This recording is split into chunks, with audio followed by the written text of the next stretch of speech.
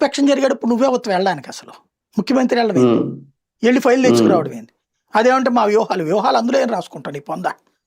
వ్యూహం అనేది ఏంది? నీ మెదడులో ఉంటది, రాసుకునేది ఏంది? రాసి ఐప్యాక్ చేయిస్తున్నావు అంటే ప్రజలు మోసం చేస్తున్నావు కదా నువ్వు అందులో.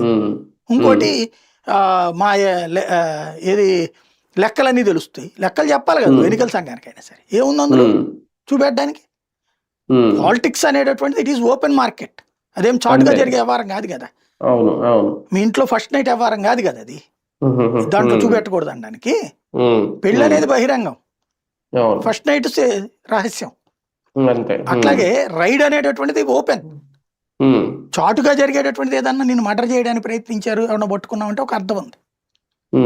ఆవిడకి కావాలనినే ఇప్పుడు తీసుకొస్తుంది ఏంటంటే ఈ ట్రిప్, ఎందుకంటే 3 ట్రిప్పులు అయిపోయింది, ఇంకోటి ఏ మార్పు లేదు జనాలకి జీవితాలలో, ఒక నెగిటివ్ కాన్షియస్నెస్ పెరిగిపోయింది పబ్లిక్ లో, దానికి తోడు హిందుత్వ వ్యతిరేకత ఇంపాక్ట్స్ బాగా నడుస్తున్నాయి.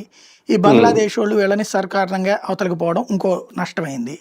ఇవన్నీ కనీసం 10% ఓట్ల మీద ప్రభావం చూపెడతాయి. ఈ 10% ఓట్లని తిప్పి రాబట్టుకోవడం కోసం మళ్ళీ ఈ గేమ్ అనమాట, అంతకు మించి ఏం లేదు.